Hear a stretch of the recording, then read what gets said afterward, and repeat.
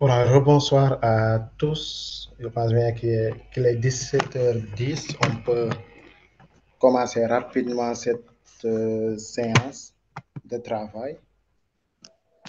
Comme avant de débuter, nous allons commencer par nous présenter. Moi, c'est Monsieur noo Cissé tudd Idi nan Mustapha. Je suis en même Cissé ça temps va ça va le responsable de la formation en développement d'applications web, mobile et gaming, qu'on a l'habitude eh d'appeler la licence IDA, informatique développement d'applications en interne.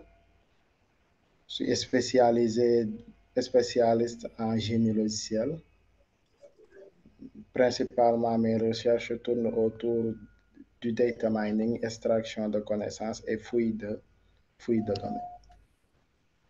Donc, comme vous le savez, en deuxième année, il y a beaucoup de choses sur lesquelles nous n'allons pas revenir parce que vous connaissez mieux que quiconque, mieux que quiconque les réalités de l'université, mais également sur le déroulement des cours, comment les cours se passent au niveau de l'université numérique, mais également les évaluations.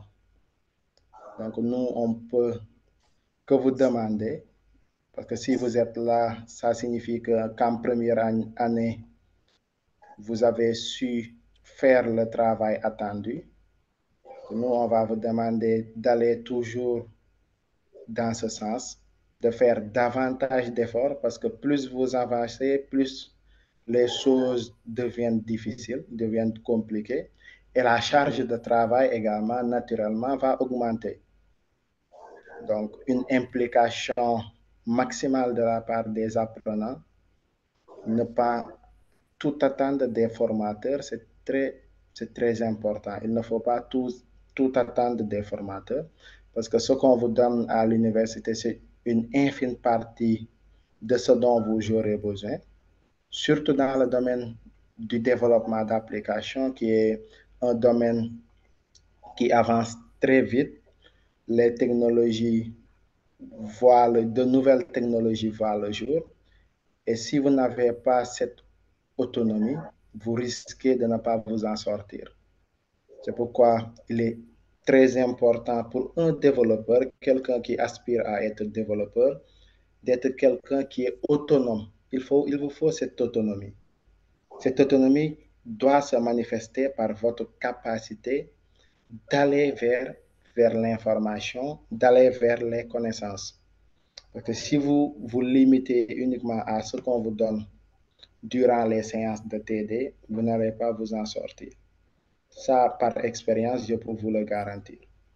Donc, on attend de vous à ce que vous soyez autonome, mais également que vous soyez dynamique. Parce que les séances de travail doivent être des séances actives où il y a cet échange entre les apprenants, les tuteurs, les concepteurs de cours, mais également on s'attend à ce que les forums de discussion soient animés. Il y a des forums que vous avez, même au niveau de vos groupes WhatsApp, échanger par rapport au contenu de cours. C'est très important. Mais également, ça doit être des espaces qui vont vous d'entraide entre apprenants. Parce que des fois, si vous avez des difficultés, c'est pas bon d'être dans votre coin. Il faut toujours exposer votre problème pour que vos camarades puissent apporter puissent vous appuyer. Également, c'est très important parce que l'informatique également, c'est le partage. Quand vous apprenez, il faut partager et aller vers l'information, comme je l'ai dit tout à l'heure. C'est très important. Donc, nous, à notre niveau, on va vous appuyer au maximum dans ce sens en tant que responsable de formation, mais également en tant que tuteur.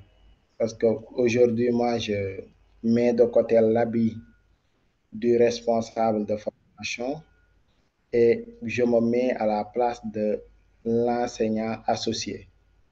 Je me mets à la place de l'enseignant associé. Donc ça également, il faut le savoir parce qu'on va se retrouver durant les séances de tutorat, etc. On va se retrouver durant ces séances de tutorat. Donc, rapidement, on va commencer.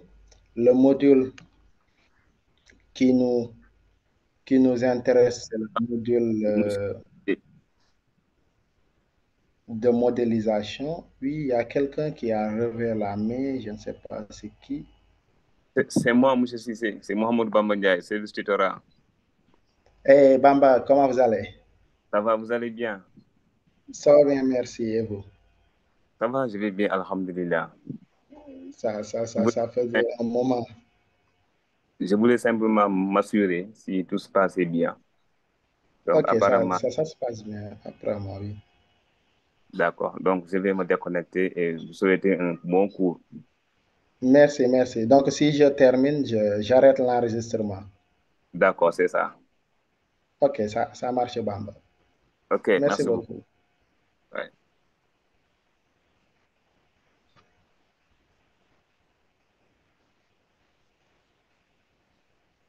Voilà, donc on va poursuivre. Je ne sais pas si vous voyez mon écran, l'écran que je viens de partager. Est-ce que vous arrivez à voir?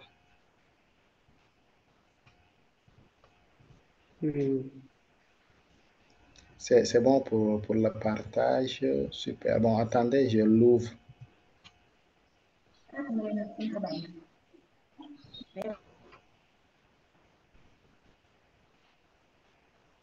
Ici, c'est mieux. C'est là-bas, c'est pas trop visible. Super. Là, c'est bon. Je suppose que là, c'est...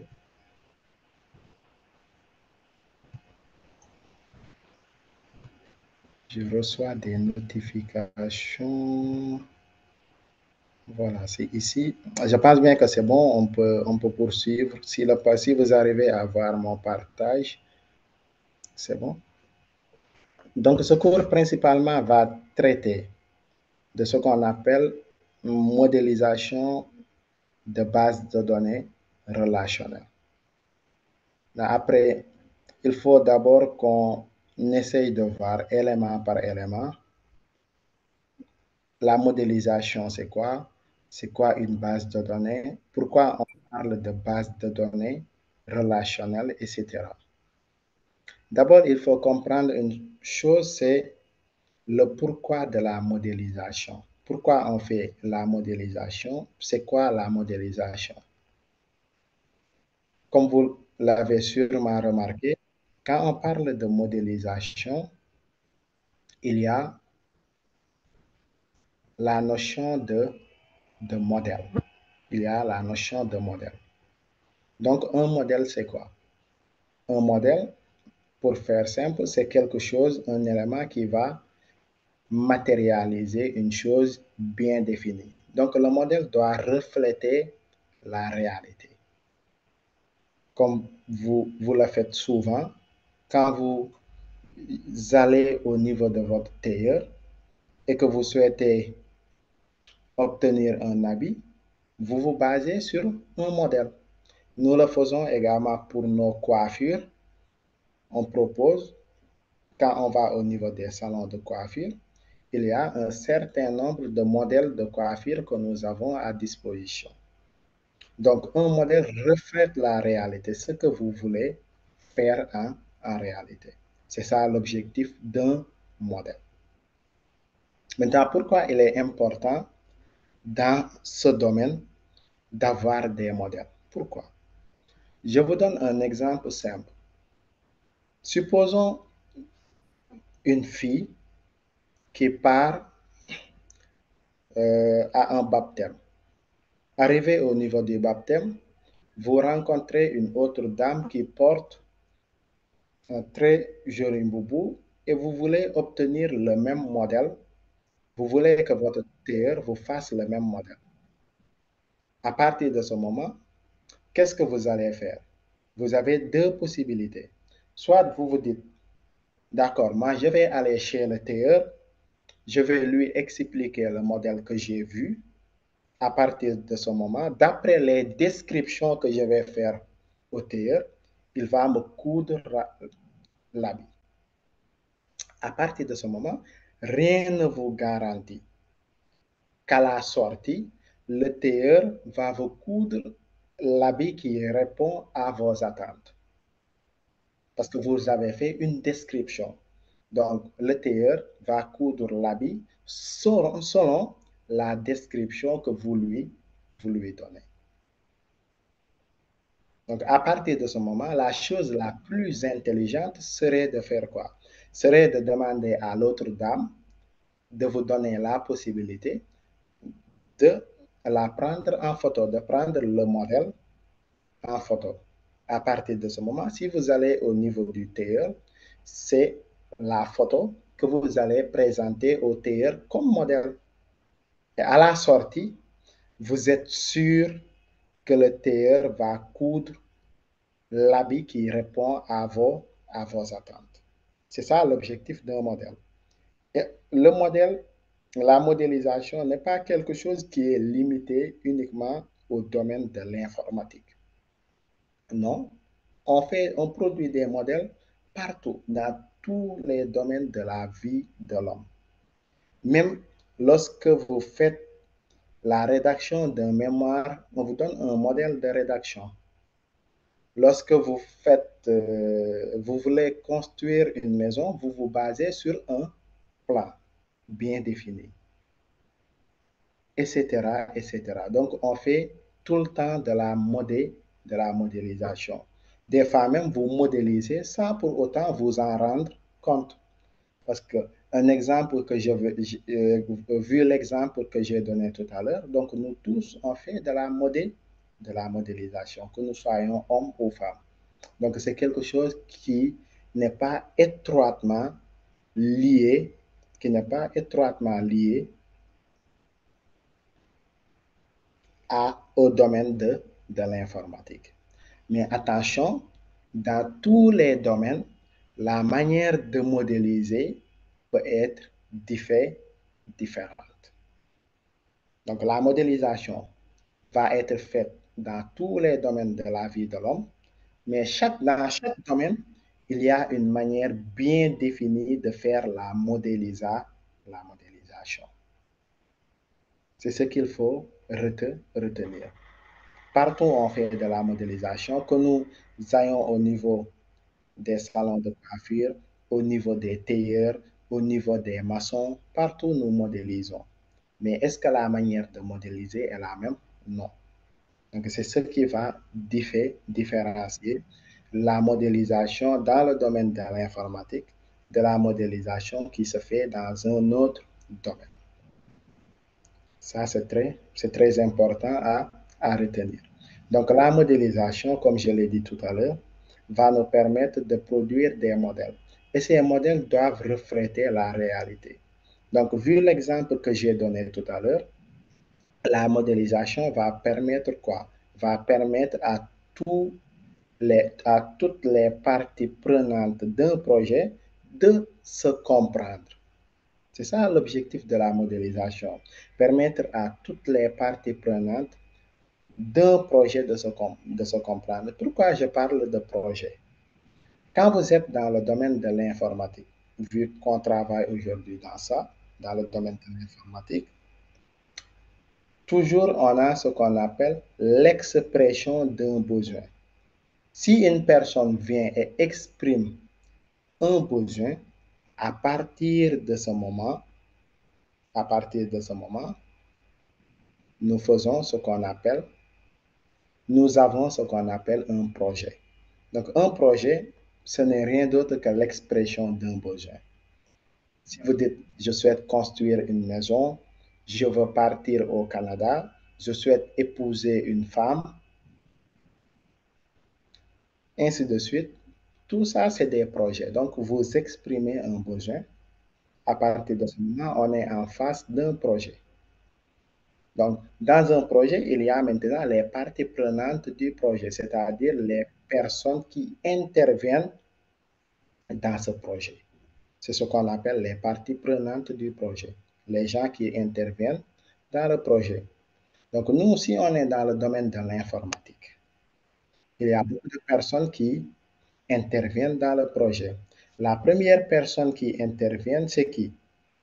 La première personne qui va intervenir, c'est qui? C'est ce qu'on appelle la maîtrise d'ouvrage. La maîtrise d'ouvrage. Qu'appelle-t-on maîtrise d'ouvrage? Maîtrise d'ouvrage, c'est la personne qui a fait l'expression du besoin. Par exemple, vous avez un terrain, vous appelez un entrepreneur qui veut construire votre maison. À partir de ce moment, vous, propriétaire du terrain, vous êtes sur la maîtrise d'ouvrage. C'est la personne qui fait l'expression du besoin. À côté également, vous avez ce qu'on appelle la maîtrise d'œuvre. La maîtrise d'œuvre, c'est qui? C'est la personne qui doit réaliser le projet. Tout à l'heure, j'ai parlé de l'entrepreneur. Donc, si vous faites appel à l'entrepreneur, c'est l'entrepreneur qui doit construire la maison. À partir de ce moment, l'entrepreneur ici va jouer le rôle de maîtrise d'œuvre. Et il y a maintenant beaucoup d'autres personnes qui vont intervenir parce que maîtrise d'œuvre, c'est l'entrepreneur. Après, vous avez d'autres personnes qui vont participer, les maçons, les ferrailleurs, etc. Même chose également dans le domaine de l'informatique. Moi, je peux exprimer un besoin. Je fais appel à une entreprise. L'entreprise ici va jouer le rôle de maîtrise d'œuvre, mais l'entreprise peut déléguer le travail à une autre personne qui aura la charge de suivre le travail. C'est cette personne qu'on va appeler le chef de projet. Mais toujours dans l'équipe de projet, vous avez les concepteurs, vous avez les développeurs, vous avez les testeurs, etc. Donc, un projet, beaucoup de personnes interviennent. Et toutes les personnes qui interviennent par rapport au projet ne sont pas forcément des... Donc, à partir de ce moment, il faut trouver des modèles universels qui vont permettre à toutes les parties prenantes du projet de pouvoir se comprendre. Toujours, c'est pourquoi il est important de faire la modélisation. Maintenant, nous, on va modéliser quoi? On va modéliser une base de données. Donc, une base de données, c'est quoi? Une base de données n'est rien d'autre qu'une collection de données modélisant une entreprise du monde réel. Collection de données modélisant une entreprise du monde réel. C'est ce qu'on appelle une base de données. Maintenant, pour nous, pourquoi est-il important d'avoir des bases de données? Est-ce que les bases de données sont toujours utilisées simplement dans le domaine de l'informatique? Non. Okay. Je vous donne un exemple simple. Si vous allez au niveau des états civils, là-bas, on utilise quoi? On utilise des registres. On utilise des registres. Si vous allez au niveau des quincailleries, des boutiques, eux, ils ont des cahiers où ils vont mettre toutes les données en rapport avec leur activité. Donc, ces données, c'est-à-dire le cahier, les registres, tout ça, on peut les considérer comme étant des bases de données. On peut les considérer comme étant des bases de données. Nous tous également, quand nous étions au lycée, par exemple, on avait une manière bien définie d'organiser nos données. On avait peut-être des chemisiers où on mettait, pour un chemisier, on mettait les cours de mathématiques, un autre chemisier où on mettait les cours d'histoire géo, etc. Donc, cette manière d'organiser vous permettait d'avoir une base de données. Mais le risque avec ces bases de données, c'est quoi? Tout d'abord, c'est la sécurité des données. La sécurité des données, parce que toute personne peut avoir accès facilement à ces données. Autre problème également, c'est le risque de perte d'informations. Imaginons, vous sortiez, vous avez votre sac à dos, on vole le sac à dos, ou bien vous êtes une boutique, vous avez votre cahier et il y a le feu dans votre boutique, vous perdez les données. Même chose également avec l'état civil. Et ça, c'est un problème qui était survenu vers les années 2012 avec l'état civil qui se trouve à Tiwawan, où les manifestants avaient brûlé l'état civil. En, en même temps, les registres également avaient été brûlés. Donc, vous comprenez aisément ce risque de perte de données. Maintenant, pour corriger ça, bon, je peux donner également un autre problème, c'est l'accès difficile aux données. Si vous avez un quai, vous êtes obligé de fouiller jusqu'à arriver à la donnée qui vous intéresse. Donc, vous risquez de perdre énormément de temps pour trouver une information qui vous intéresse. À partir de ce moment, on s'est tourné vers ce qu'on appelle le stockage au niveau maintenant des serveurs. On obtient à partir, c'est pourquoi tout le temps vous entendez parler de numérisation, de digitalisation, etc. On ne peut pas parler de numérisation, de digitalisation s'il n'y a pas de base de données, une base qui va contenir toutes les données de l'entreprise. C'est pourquoi on dit une base de données modélise, quand on dit modélise, représente les données d'une entreprise du monde réel. Une entreprise du monde réel, ça peut être la police, ça peut être un ministère, ça peut être l'université, ça peut être une banque, ça peut être une boutique, ça peut être une quincaillerie, etc. Donc, vous les retrouvez partout. Donc, et si vous êtes dans cette tendance de numérisation, de digitalisation, vous êtes obligé d'avoir un support derrière. Et ce support, c'est lui qui va contenir toutes les données de manière sécurisée, mais également pour nous permettre d'avoir un accès facile à ces données. Et ça, c'est primordial pour les entreprises.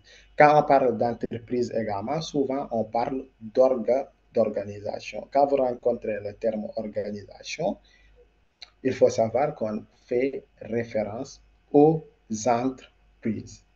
On fait référence aux entreprises. Maintenant, à notre niveau, il faut qu'on puisse identifier comment on met en place une base de données, comment on va gérer la base de données, comment on peut interroger la base de données. Donc ça, c'est très important. Maintenant, pour gérer une base de données, il y a ce qu'on appelle les systèmes de gestion de base de données. Il existe plusieurs systèmes de gestion de base de données, à savoir Oracle, SQL Server, MySQL, Access, etc. Et chaque système de gestion de base de données que vous prenez va nous offrir des fonctions, des fonctionnalités. Des fonctionnalités pour la sécurité, des fonctionnalités pour les données, des fonctionnalités pour la définition des données, des fonctionnalités pour la manipulation des données, des fonctionnalités pour la gestion des utilisateurs, etc. Et maintenant, vous avez, au niveau de l'intitulé du cours, on vous parle de base de données relationnelles.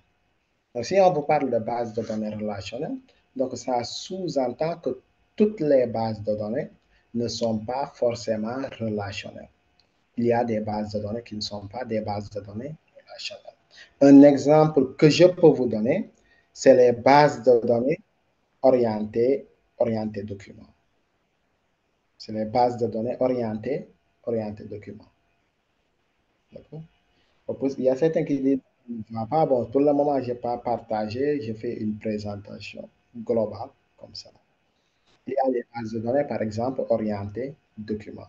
Donc, la manière de mettre en place une base de données orientée documents va être différente de la manière de mettre en place une base de données,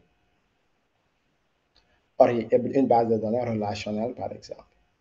Donc ça également, il faut le savoir, c'est très important. Maintenant, vous, dans le cadre du cours, nous allons uniquement parler des bases de données relationnelles.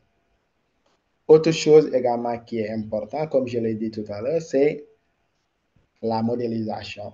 Dans chaque domaine, la manière de faire de la modélisation est différente. Dans le cadre des bases de données, vous commencez d'abord par ce qu'on appelle la modélisation conceptuelle de données, qu'on abrège souvent en MCD, modèle conceptuel de données. Le modèle conceptuel de données. D'accord? Vous avez également ce qu'on appelle le MLD. Après, quand vous obtenez votre modèle conceptuel de données, vous allez voir que tout ce que vous allez faire par la suite, vous allez vous baser sur le modèle conceptuel de données. Après, vous allez faire ce qu'on appelle passage du MCD, le modèle conceptuel de données, vers le MLD, c'est-à-dire le modèle logique de données. Après, nous, on va voir ensemble à quoi va servir chaque modèle. À quoi sert le MCD, à quoi sert le modèle logique, à quoi sert le modèle physique. Et pourquoi les noms conceptuels, logiques, physiques, etc. Et pourquoi à un moment donné, on parle de relation. Pourquoi on parle de relation? C'est très important. Bon, je vais partager le support, comme ça on va essayer de dérouler ensemble le support. Maintenant, qu'est-ce qu'une information? Il faut noter une chose. Nous, dans le cadre de notre cours, on parle de base de données. On parle de base de données. Pourquoi on ne parle pas de base d'information? Parce que beaucoup d'entre nous pensent qu'une donnée et une information, c'est la même chose. Or, ce n'est pas le cas. Une information est différente d'une donnée. En termes simples, toute information est une donnée. Toute information est une donnée, mais toute donnée n'est pas une information. Je m'explique. Si je vous donne, j'espère que j'ai quelque chose pour écrire ça. 12, 10, et je mets 2022 comme ça. Quelqu'un peut me dire quoi? Pour un Français, qu'est-ce qu'il va me dire? Il va me dire que ça, c'est une date qui signifie 12 octobre 2022. Mais un anglo-saxon va me dire quoi? Il va me dire que c'est le 10 décembre 2022. Donc, quand je vous donne la date de cette manière, sous ce format, ce n'est pas une information, mais plutôt une donnée. Pour qu'une donnée soit une information, il faut que la donnée ait un sens. Il faut qu'on donne un sens à la donnée. Et pour donner un sens à votre donnée, il faut vous placer dans un contexte bien défini. Comme je l'ai dit tout à l'heure, si je suis français, donc le contexte d'un français, c'est 12 octobre. Si c'est le cas d'un anglo-saxon, c'est-à-dire le contexte pour les Anglais, donc c'est 10 décembre. Donc, pour donner une signification, il faut vous placer dans un contexte. Donc, une information, c'est donner plus sens. Maintenant, c'est quoi une donnée? Une donnée n'est rien d'autre qu'un ensemble de signes et de codes. Un ensemble de signes et de codes. C'est ce qu'on appelle une donnée. Ensemble de signes et codes. Donc, on a un ensemble de signes auquel on applique une codification. Je vous donne un exemple simple.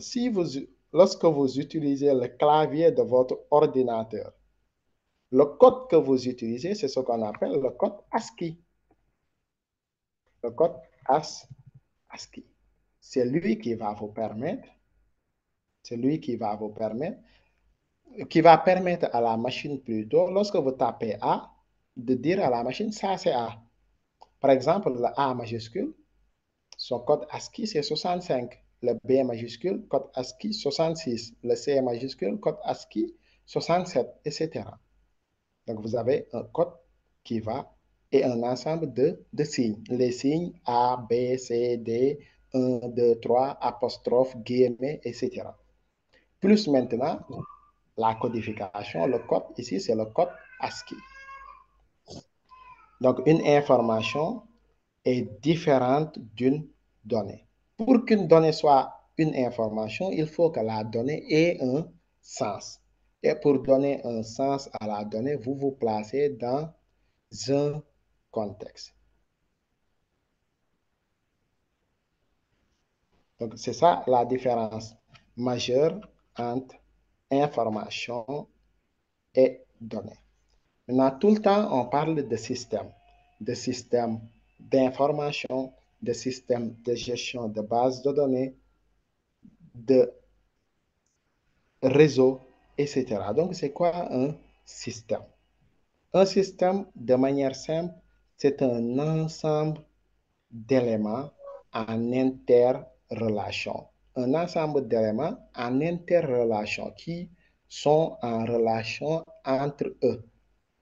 Mais est-ce que ces relations se font n'importe comment? Non, en suivant des règles qui ont été bien définies. Souvent, pour ces règles, on parle de protocole. Donc, un ensemble d'éléments en interrelation en suivant, bien sûr, des règles définies. Donc, il existe beaucoup de systèmes. Beaucoup de systèmes. Les réseaux font partie des exemples de systèmes que vous pouvez avoir. Un système humain. Je peux parler l'exemple des réseaux sociaux. On peut le considérer comme étant un système. Un système de gestion de base de données également peut être considéré comme étant un système. Donc, toujours quand vous prenez un système, un élément qui est très important dans le cadre des systèmes, c'est quoi? Dans le cadre des systèmes, un élément très important, c'est la frontière du système. Là où s'arrête votre système, il est très important de délimiter votre système. C'est très important de délimiter votre système. C'est ça qu'on appelle la frontière du système. Donc, un système a des éléments constitutifs. Il y a des interactions dans le système, mais également, il y a ce qu'on appelle la frontière du système, c'est-à-dire les critères d'appartenance au système. On va parler également des systèmes d'information. Actuellement, toutes les entreprises, pour qu'ils soient fonctionnels, utilisent ce qu'on appelle des systèmes d'information. Maintenant, quand on parle de systèmes d'information, ce n'est pas uniquement les données qui transitent, il y a le matériel, il y a les logiciels, le personnel et tout. Parce que quand vous prenez une entreprise, le système de l'entreprise, vous pouvez le diviser en trois. Vous avez ce qu'on appelle le système décisionnel, qu'on appelle le système de pilotage. Vous avez ce qu'on appelle le système. Vous avez ce qu'on appelle le système de pilotage. Au milieu, vous avez ce qu'on appelle le système d'information. Et enfin, vous avez ce qu'on appelle le système opérant. Et tous ces systèmes entretiennent des relations entre eux. Le système de pilotage, c'est qui? C'est les gens qui prennent les décisions. Là, on peut avoir les directeurs, les administrateurs, l'équipe ressources humaines, etc. Ils prennent les décisions. Maintenant, quand le système de pilotage prend des décisions, il informe le système opérant via maintenant le système d'information. Donc, il y a interaction entre système de pilotage et système d'information. Maintenant, le système opérant, c'est eux qui vont réaliser les tâches. Par exemple, vous avez une usine. Ceux qui sont en interaction avec les machines font partie du système opérant. Les machines font partie du système opérant, etc. Donc, c'est eux qui ont la charge de réaliser les tâches qui ont été décidées par les gens du système de pilotage. Et entre ces deux, vous avez le système d'information. Les gens du système de pilotage peuvent communiquer avec les autres en utilisant le système d'information. Mais quand le système opérant termine son travail également, les résultats, les produits, toutes ces informations vont être stockées au niveau du système d'information. Et les gens peuvent consulter ce système d'information pour pouvoir prendre des décisions. Et ça, c'est très important. Tout à l'heure, j'avais parlé de l'information. Et l'information, vous pouvez procéder à ce qu'on appelle sa catégorisation. Vous pouvez catégoriser l'information. Vous pouvez catégoriser l'information selon sa provenance. À partir de ce moment, vous avez une information externe, une information interne. Une information interne, c'est quoi? C'est une information qui est générée au sein de l'entreprise. Une information externe, c'est quoi? C'est une information qui provient de l'extérieur, mais qui est indispensable au bon fonctionnement de l'entreprise. Je vais vous donner comme information externe le TVA. La TVA, taxe sur la valeur ajoutée. Ce n'est pas fixé par l'entreprise, c'est une information externe, mais qui est indispensable au bon fonctionnement de toute entreprise. Je dis que l'information, vous pouvez la catégoriser selon la provenance. À partir de ce moment, vous avez information externe, information interne. Mais vous pouvez catégoriser l'information également selon le traitement appliqué. Vous avez dans ce cas des informations brutes et des informations calculées. Une information brute, c'est quoi? C'est une information que vous utilisez sans traitement préalable. Par exemple, je vous demande, affichez-moi le salaire d'un employé. C'est une information brute. Vous ne faites pas de traitement. Vous m'affichez directement le salaire de l'employé. Mais une information calculée, c'est une information qui a subi un traitement. Par exemple, je vous demande, donnez-moi le salaire moins des employés. À partir de ce moment, qu'est-ce que vous faites? Vous faites la somme des salaires de tous les employés que vous divisez par le nombre d'employés. À partir de ce moment, vous faites un traitement. C'est pourquoi on parle d'information calculée. Mais l'information également peut être catégorisée selon sa durée de vie. Si on dit durée de vie, vous aurez à partir de ce moment une information volatile et une information persistante. Une information volatile, c'est une information qui a une courte durée de vie. Si c'est une information persistante, souvent, c'est ces informations maintenant qu'on va garder dans les bases de données. Un exemple d'information volatile, je peux dire l'heure d'arrivée d'une personne. Est-ce que cette information, nous avons besoin de la garder pour une longue durée? Non, peut-être juste pour la journée. Mais si c'est une information persistante, par exemple, la note obtenue par un étudiant, on est obligé de la garder de manière persistante. Donc voilà, lorsque vous faites une catégorisation de l'information, vous pouvez catégoriser l'information selon la provenance, selon la durée de vie, selon le traitement appliqué. Selon la provenance, vous avez information externe, information interne. Selon la durée de vie, information persistante, information volatile. Et selon maintenant le traitement appliqué, vous avez une information brute et une information calculée. Et on a vu également la différence qui peut exister entre une information et une donnée.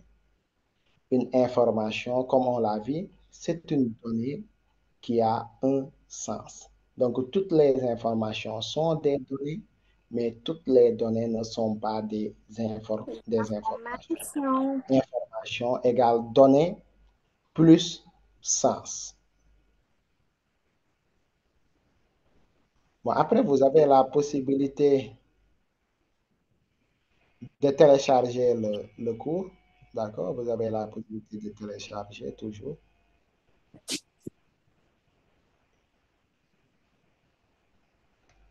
Donc, un système d'information, comme je l'ai dit, fait partie intégrante du système de l'entreprise. Et l'entreprise, au niveau de toutes les entreprises ou organisations, vous avez ces trois systèmes. Le système de pilotage, le système d'information et le système opérant. Donc, qu'est-ce qui compose le système d'information? Parce que n'oubliez pas, on avait dit qu'un système, c'est un ensemble d'éléments en interaction, en interrelation, en suivant un certain nombre de règles. Un ensemble d'éléments. Donc, un système d'information, ensemble de composants permettant de recueillir, transmettre, stocker et traiter. Donc, au niveau du système d'information, on recueille de l'information, on transmet l'information, on fait du stockage, mais également on fait du traitement. Parce que le système d'information, actuellement, on parle de système d'information décisionnel, SID, pour l'aide à la prise de décision. Parce que pour que les gens du système de pilotage puissent prendre des décisions, ils se basent sur les informations que nous avons à disposition pour pouvoir prendre des décisions. Par exemple, vous avez l'UVS, on peut se dire, d'accord, on fait une étude en fonction des informations que nous avons à disposition entre les hommes et les femmes qui a le plus de chances de réussir à l'UVS. Parmi les gens qui abandonnent, le nombre d'abandons par rapport aux défis, est-ce que c'est plus important que le nombre d'abandons des garçons? Les étudiants qui viennent des séries scientifiques, est-ce qu'ils réussissent beaucoup plus que les gens qui viennent des séries littéraires? Parmi de ce poste-là, on peut se dire, d'accord, on ne va plus orienter au niveau de la formation des gens qui viennent au niveau des séries littéraires. Ça, c'est un exemple de décision que l'on base maintenant sur les que nous faisons. Un système d'information joue un rôle crucial dans toutes les organisations, dans toutes les organisations. Donc, parmi ces rôles, recueillir, stocker, exploiter, diffuser les informations. Maintenant, quand on parle d'exploitation, en réalité, c'est le traitement que vous appliquez à l'information pour pouvoir prendre des décisions. Recueil, c'est ce qu'on appelle la collecte d'informations. Il y a, par exemple, à l'UVS, un exemple. On recueille les notes des étudiants. On recueille les impressions des étudiants par rapport à un cours. Parce que toujours à la fin d'un cours, on vous donne un formulaire pour que les étudiants renseignent ces formulaires. Donc là, on fait un recueil d'informations. Et toutes ces informations recueillies doivent être stockées. Rappelez-vous, tout à l'heure, j'avais parlé de la notion d'information persistante qui doit être stockée au niveau des bases de données. Et maintenant, cette information stockée doit être exploitée. Il faut qu'on exploite ces informations. Est-ce que les étudiants, par exemple, sont satisfaits du cours d'un tuteur donné? Ça, c'est un exemple d'exploitation. Si les étudiants sont à partir de ce moment, quand on va donner ce cours, on va être beaucoup plus à l'aise de donner ce cours à ce tuteur qui a fait ses preuves plutôt qu'un autre. Maintenant, si les étudiants ne sont pas satisfaits du travail d'un tuteur, à partir de ce moment, est-ce qu'on va donner l'année prochaine ce cours à ce même tuteur? Donc, il est important donc d'exploiter les informations que vous avez à disposition. Et maintenant, qu'est-ce qu'un modèle? À quoi va nous servir un modèle? Comme je l'ai dit tout à l'heure, un modèle, c'est une représentation de la réalité. Ce n'est pas la réalité, mais c'est le reflet, doit refléter la réalité. Donc, quand je vous donne un plan de maison, ce n'est pas réellement la maison. Ce n'est pas la maison physique, mais une représentation de la réalité. Si vous prenez un habit comme modèle, vous prenez l'habit en photo, ce n'est pas réellement l'habit, mais une représentation la plus fidèle possible de la réalité. Et dans le domaine de l'informatique, il y a ce qu'on appelle les concepteurs. Eux, leur rôle va être de produire les modèles. Et comme je l'ai dit tout à l'heure, lorsque vous avez un projet, il y a plusieurs parties prenantes. Et le modèle va permettre la compréhension du système. La compréhension du système.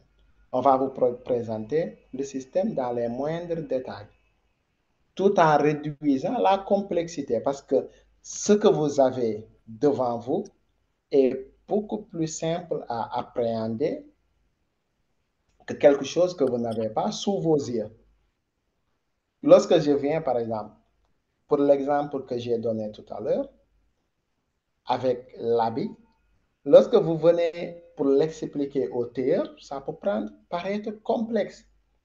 Il a des difficultés pour comprendre ce que vous voulez. Maintenant, pour réduire ce niveau de complexité, vous lui présentez le modèle. Il l'a en face, donc ça facilite la compréhension. Ça facilite la compréhension.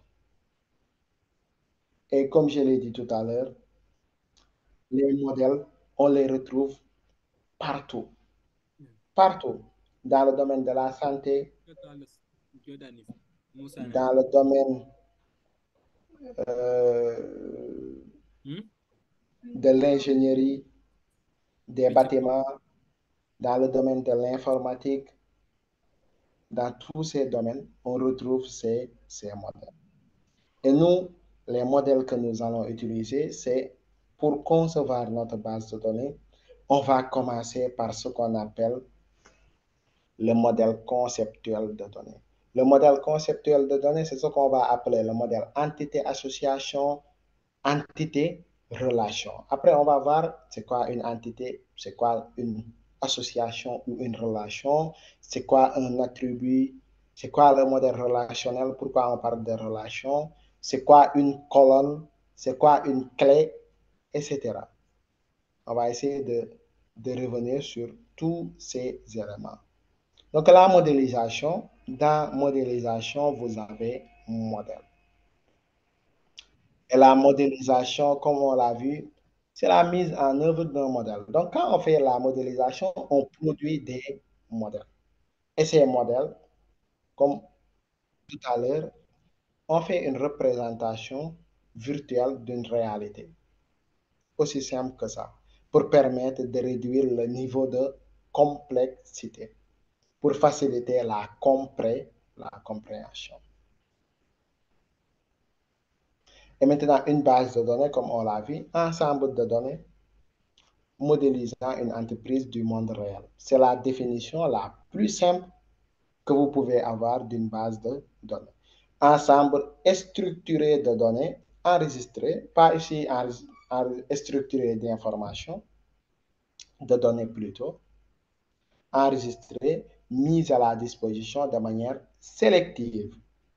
On fait une sélection à un ensemble d'utilisateurs. Et une base de données peut être utilisée un peu partout. Et c'est utilisé partout.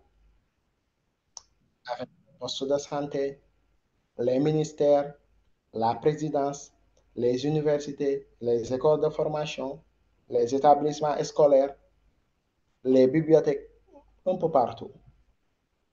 Et ça va servir de support de stockage, uniquement pour stocker les données. Support de stockage. Quand on parle de base de données, c'est un support pour stocker les données. C'est ça le rôle d'une base de données. Now, il y a plusieurs types de bases de données, comme je l'ai dit tout à l'heure. Les bases de données NoSQL, les bases de données cloud, les bases de données orientées texte, les bases de données distribuées, etc. Il y a un ensemble de bases de données. Nous, on va étudier, dans le cadre du cours, ce qu'on appelle les bases de données relationnelles. On va revenir sur les bases de données relationnelles. On a parlé tout à l'heure des systèmes de gestion de bases de données. Un système de base de données, c'est un logiciel, un programme informatique qui va nous permettre de gérer une base de données. Et quand on parle de gestion d'une base de données, c'est la création, la modification, parce qu'il y a plusieurs choses à savoir pour les bases de données. Il y a ce qu'on appelle tout d'abord le LDD. Le LDD signifie quoi? Langage de définition des données. Quand on va parler de définition des données, c'est quoi? C'est la création des tables. Après, on aura l'occasion de revenir sur c'est quoi une table.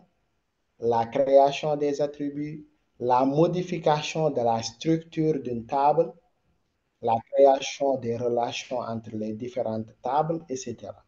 C'est ce qu'on appelle le langage de définition des données. À côté du LDD, vous avez ce qu'on appelle le LMD, le langage de manipulation des données. Quand on va parler de manipulation des données, qu'est-ce qu'on va faire ici? On peut ajouter une donnée, supprimer une donnée, modifier une donnée. Ajout, suppression, modification. C'est ça le langage de manipulation des données. Vous avez également ce qu'on appelle le LCD. LCD, c'est le langage de contrôle des données. LCD, langage de contrôle des données. Comme je l'ai dit tout à l'heure, j'ai parlé de gestion des utilisateurs. Parce que votre base de données peut avoir plusieurs utilisateurs. Maintenant, vous, en tant qu'administrateur de base de données, chaque utilisateur de votre base, vous pouvez définir ce qu'il peut faire comme tâche. Par exemple, je peux me dire que l'utilisateur que je crée, lui, ce qu'il peut faire, c'est uniquement ajouter des informations dans la base. Il ne peut ni modifier, ni supprimer. Et à côté, je peux dire que j'ai un administrateur qui peut ajouter des tables, modifier une table, supprimer des données, modifier des données.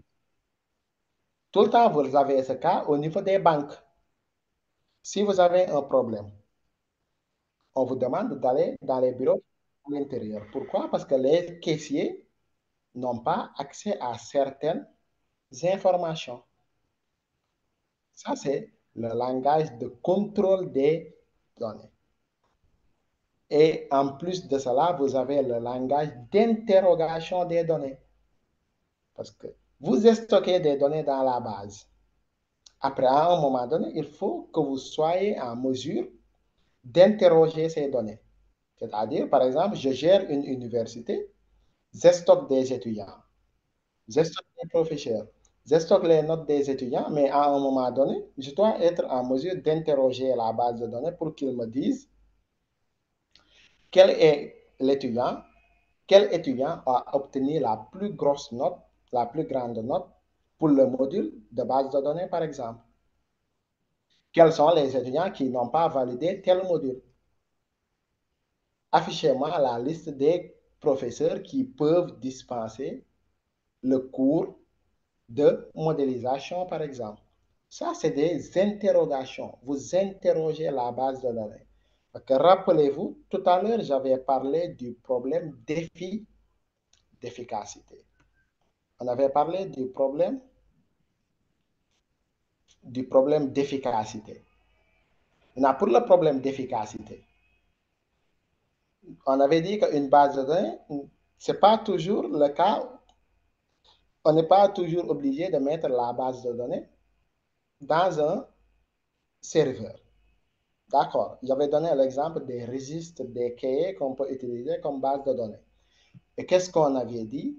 On avait dit que le problème majeur, si vous faites ça, c'est problème de sécurité, risque de perte de données, mais également l'efficacité pour accéder aux données. Supposons que vous êtes un boutiquier. Vous êtes un boutiquier. Chaque jour, vous faites l'inventaire. Vous mettez ce que vous avez vendu comme produit, etc. Mais combien ça vous prend de temps à la fin de l'année pour pouvoir faire l'inventaire? Ça prend des jours et des jours. Et si vous travaillez avec un système de gestion de base de données, en un clic, moins de 5 secondes, vous avez toutes ces informations. Ça, c'est l'efficacité. Donc, si vous savez comment interroger de manière efficace votre base de données, vous n'avez pas de problème. Vous pouvez accéder à toutes les données que vous voulez. Et maintenant, pour interroger la base de données, vous avez besoin d'un langage. Il existe beaucoup de langages. Dans le cadre de ce cours, avec les bases de données relationnelles, le langage que vous allez utiliser, c'est le langage SQL, qui signifie langage de requête structuré. C'est un langage de requêtage qui va nous permettre d'interroger notre base de données. Et ça, c'est le rôle d'un système de gestion de base de données. Quand on dit système de gestion de base de données, on fait la gestion de la base de données, donc définition des données, manipulation des données, contrôle des données, interrogation des données. C'est ces 4 catégories de langage et qui sont supportées forcément par un système de gestion de base de données. Maintenant, il y a ce qu'on appelle les systèmes de gestion de base de données commerciaux, propriétaires, et les systèmes de gestion de base de données open source. Vous allez travailler avec du MySQL. Mais il faut noter qu'il y a d'autres systèmes de gestion de base de données. Même Oracle et SQL Server, on vous dit que c'est des systèmes de gestion de base de données commerciaux, mais il y a la version Community que vous pouvez utiliser gratuitement. Vous pouvez les utiliser gratuitement. Au même titre, là, on vous dit que MySQL, c'est open source, mais il y a une version de MySQL qui est payante, qui est commerciale. Donc, pour tous ces systèmes de gestion de base de données, il y a la version gratuite et la version payante. Les versions gratuites, souvent, c'est ce qu'on appelle les versions community, qui sont gratuites.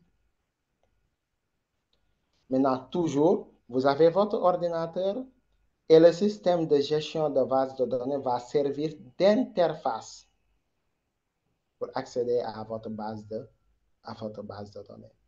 Donc, l'interface utilisateur, c'est là-bas que vous allez écrire vos requêtes. Des fois, ça peut être une application.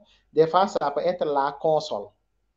Vous allez voir que dans un premier temps, vous allez travailler au niveau d'une console noire où vous allez écrire toutes les requêtes. Et la majorité des systèmes de gestion de base de données vous donnent cette possibilité.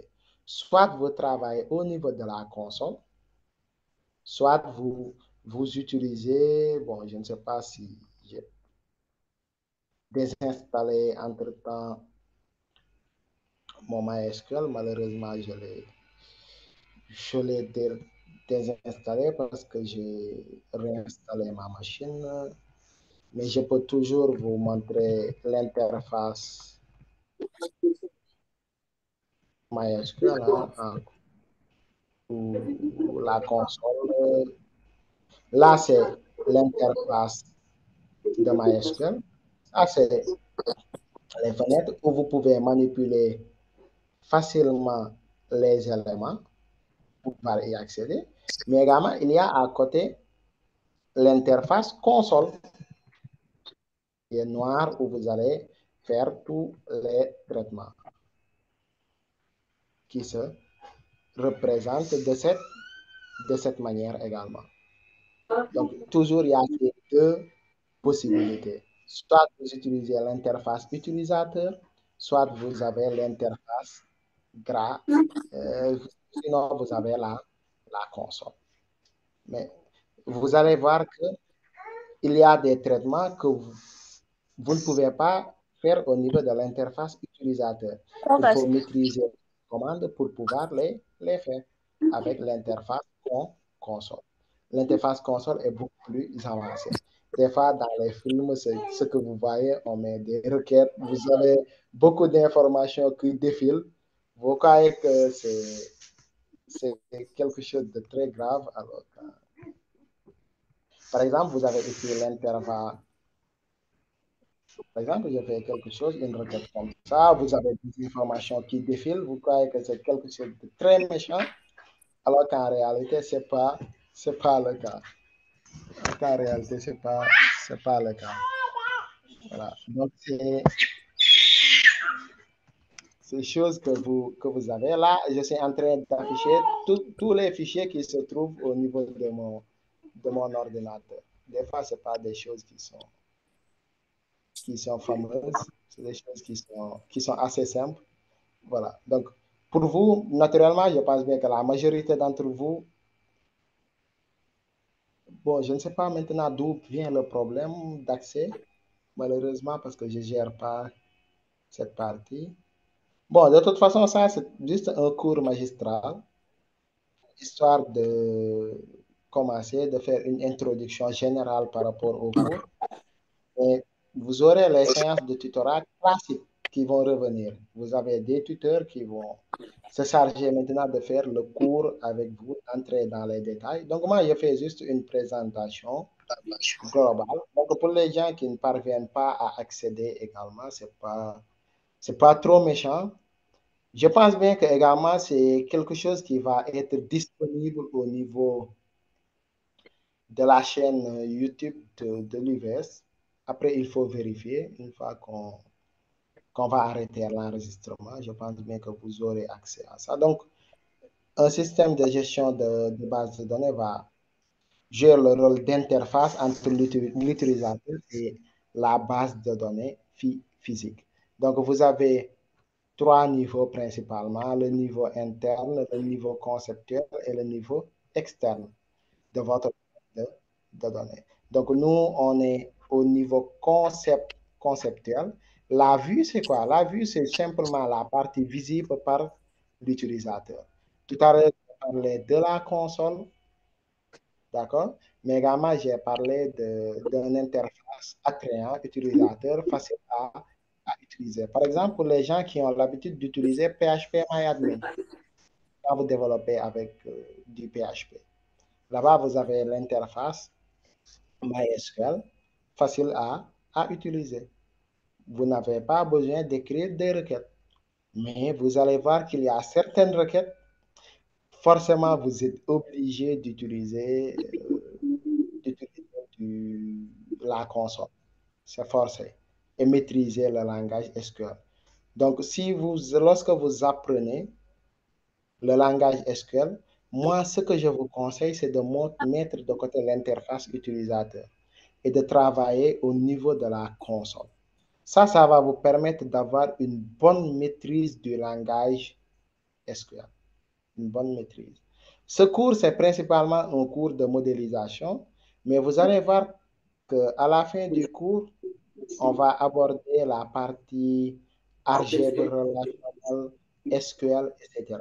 Je vous conseille vivement de maîtriser tout ce qui touche à l'algèbre relationnelle. À première vue, ça peut être complexe.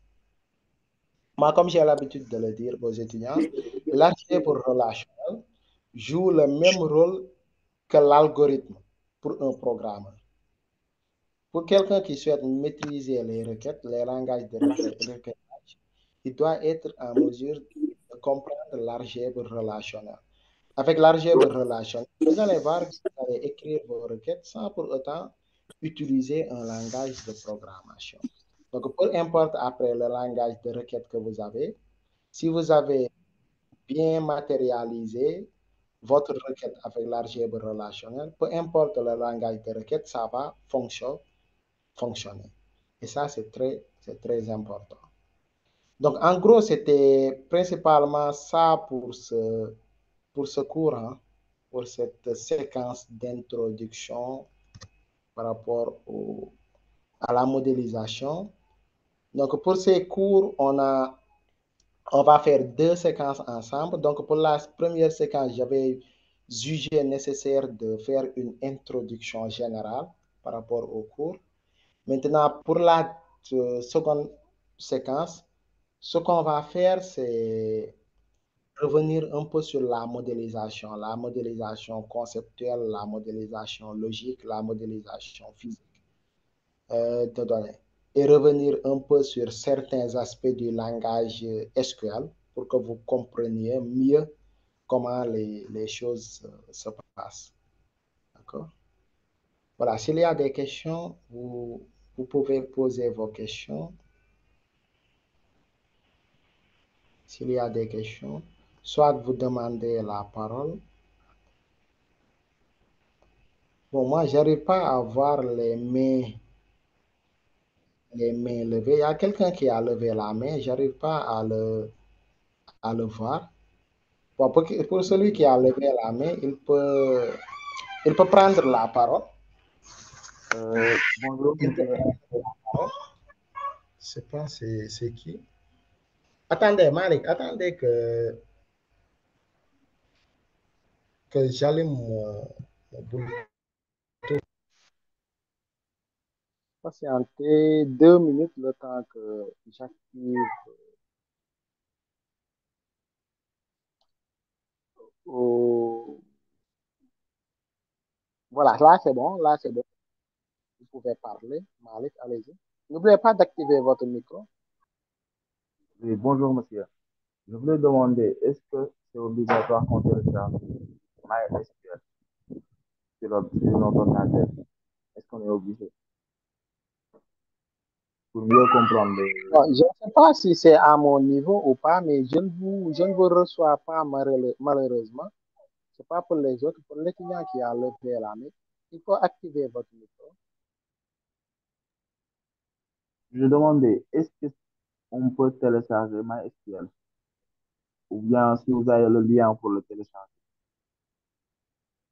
est-ce que c'est obligatoire aussi qu'on l'ait sur nos ordinateurs? C'est bon, j'ai entendu. Mais c'est bon, il y a un étudiant qui a parlé des caractéristiques, les caractéristiques d'une base de données. Moi, je vais plutôt parler des propriétés, les propriétés d'une base de données. Il y a 4 propriétés. C'est ce qu'on appelle les propriétés acides. Acide, A, c'est atomicité. C, c'est cohérence. I, c'est isolation. D, c'est la durabilité. D'accord? L'atomicité, c'est quoi? L'atomicité, quand une personne utilise la base de données, il a l'impression que c'est lui seulement qui manipule la base de données. Alors qu'en réalité, au niveau de la base, on peut avoir des milliers d'utilisateurs en simultané. Un exemple simple, si vous allez au niveau du guichet automatique de banque, Pourtant, il y a beaucoup de personnes en même temps qui utilisent le système de la banque, mais vous avez l'impression que vous êtes seul.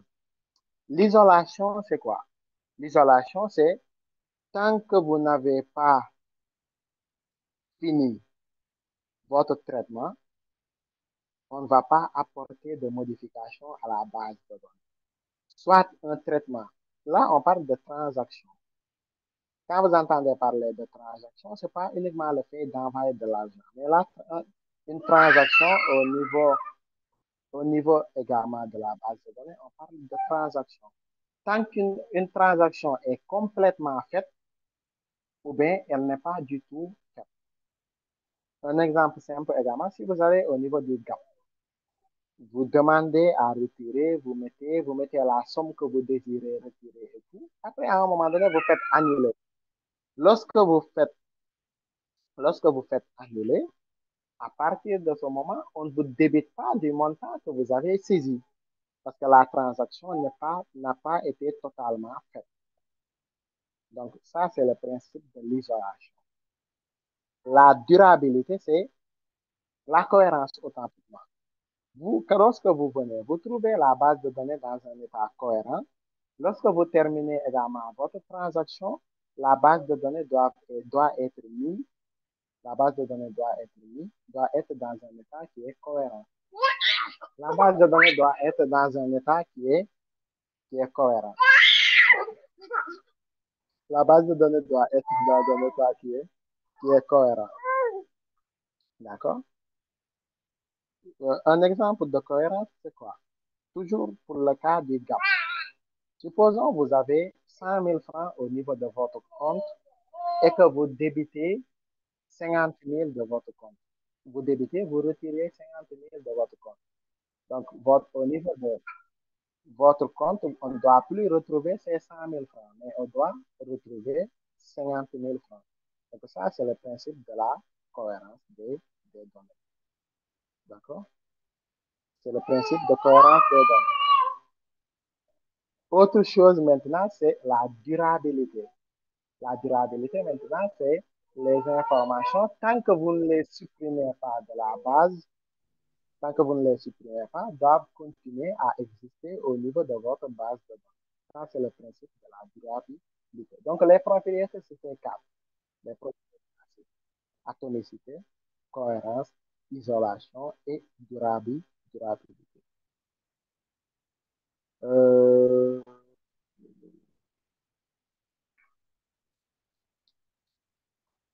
Il y a quelqu'un qui demande un modèle, c'est comme je l'ai dit tout à l'heure, un modèle reflète la réalité. D'accord? Donc, en réalité, ce n'est pas un modèle de données, d'accord? Mais soit un modèle de base de données. Comme je l'ai dit tout à l'heure, il existe plusieurs types de bases de données. Les bases de données réseau, les bases de données NoSQL, les bases de données relationnelles, etc. Dans ce cours, nous, on va parler des bases de données relationnelles. D'accord? On va parler des bases de données relationnelles.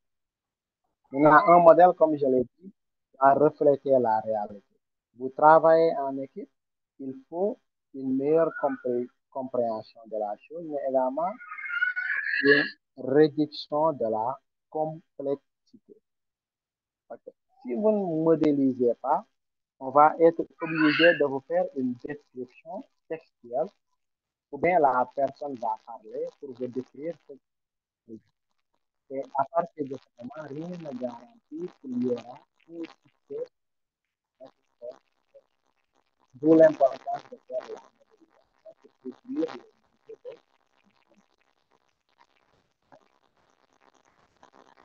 La quelqu'un qui demande de ce MySQL et installer ce logiciel c'est plus que MySQL, vous pouvez même l'utiliser pour un projet d'envergure. C'est pas uniquement un projet d'envergure, mais même pour quelqu'un qui a un projet d'envergure.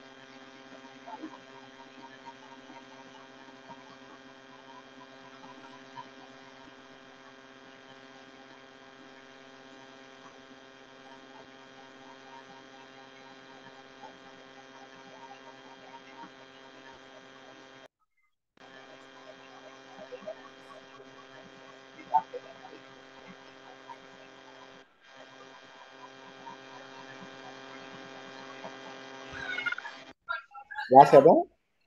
C'est bon pour le micro maintenant? C'est bon? Voilà, super bon.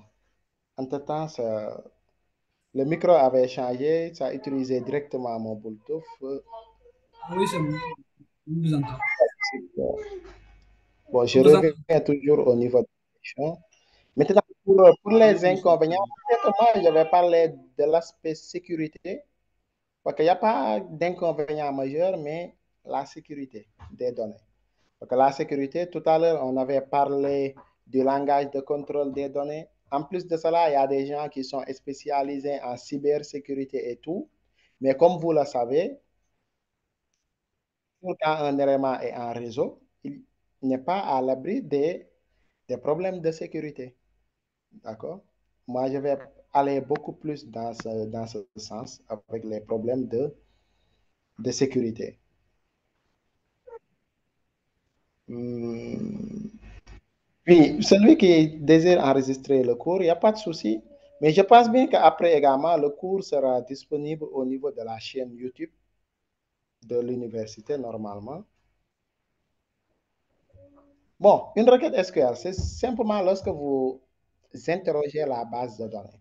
C'est ça qu'on appelle une requête. Ce n'est rien d'autre que l'interrogation de la base. Dans une base de données, on stocke, dans une base de données, on stocke des données. D'accord? Maintenant, à partir d'un moment donné, vous avez besoin d'accéder aux données que vous avez stockées. Un exemple de requête, tout à l'heure, j'avais parlé de quelqu'un qui gère, d'une personne qui gère une université. Et vous avez la base de données de l'université. À un moment donné, je me dis, moi, ce que je souhaite connaître à partir de ma base de données, c'est la liste des étudiants inscrits, par exemple, au niveau de la P9. Ça, c'est un exemple d'interrogation de la base. Parmi les étudiants de la P9 qui avaient fini premier l'année passée, par exemple, qui avaient la plus grande moyenne. Quels sont les étudiants qui ont redoublé, par exemple, l'année passée et qui sont actuellement avec la P9. Ça, c'est des exemples de requêtes que vous pouvez faire. Okay? Je pense bien que c'était tout pour les questions. C'était ces questions qu'on avait. Est-ce qu'il y a d'autres questions? Si oui, vous pouvez les poser. Sinon, on peut se dire à la prochaine. On va faire 2 séquences. Pour la séquence prochaine, comme je l'ai dit tout à l'heure, on va essayer de revenir un peu sur les aspects de la modélisation, pourquoi on modélise, comment on modélise, les différents types de modèles que nous avons. Après, peut-être faire une petite présentation du langage SQL vite fait, en essayant de vous présenter les outils pour essayer de faire quelque chose de pratique. Mais c'est un cours de modélisation. Attention, c'est un cours de modélisation. Et lorsque vous faites la modélisation, normalement, vous ne devez pas écrire de lignes de code.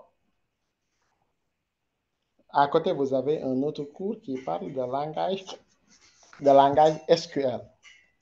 Comment on transforme un MCD en MLD? Pour faire la transformation, il y a des règles de passage du MCD vers le MLD. Par exemple, on vous dit que pour la première règle, toutes les entités deviennent des tables. Si vous avez, par exemple, une relation binaire de type NN, l'association devient une table. Les clés primaires de la table sont les clés étrangères des deux autres entités. Si vous avez une relation binaire de type N1, là, vous avez plusieurs manières de transformer. Soit vous faites un report de clés, soit l'association devient une table. Donc, il y a plusieurs règles. D'accord? Donc, nous, c'est ce qu'on va essayer de voir la prochaine fois. La prochaine fois, c'est ce qu'on va essayer de voir ensemble. OK?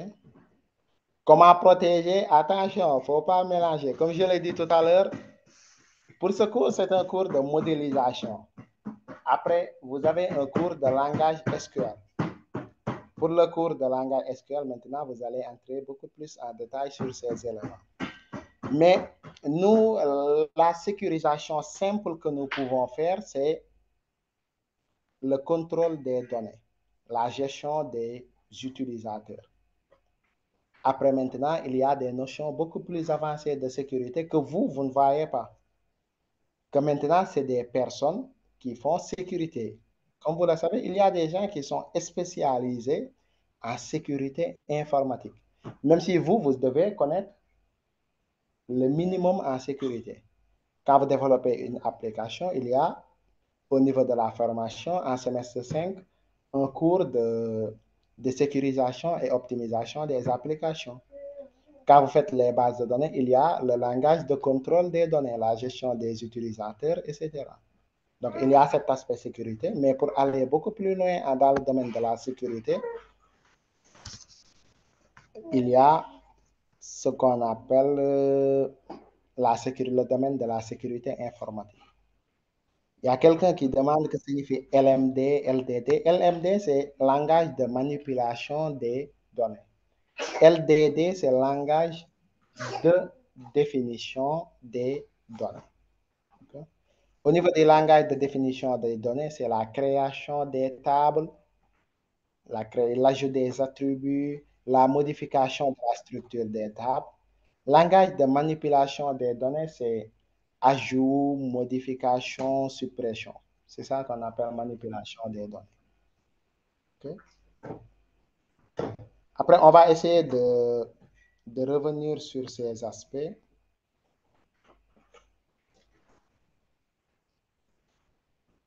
Bien sûr, cybersécurité, actuellement, c'est un marché qu'il faut explorer parce qu'il y a un gap énorme. Il n'y a pas beaucoup de spécialistes en cybersécurité.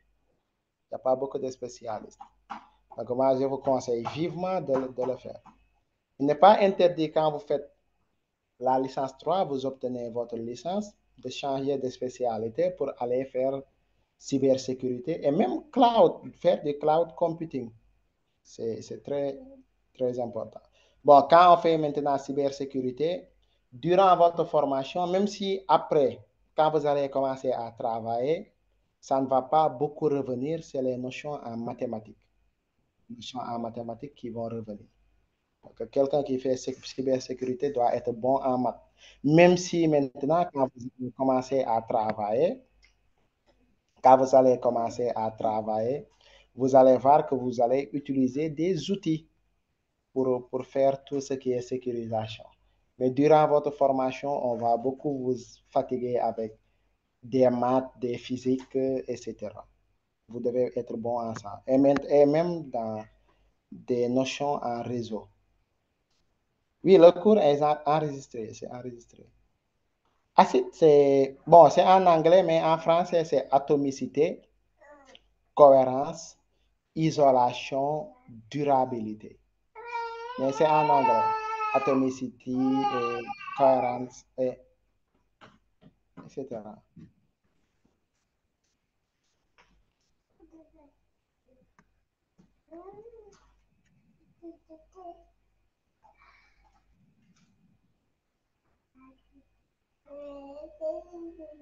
Voilà, je pense qu'on va s'en arrêter là aujourd'hui. Après, il y a une autre séquence de prévue. Pour cette séquence maintenant, on va revenir sur les modèles MCD, MLD, modèles physiques et faire un peu de pratique pour vous permettre de voir. D'accord? Ceci étant dit, donc, on se dit à la prochaine et d'ici là, portez-vous bien.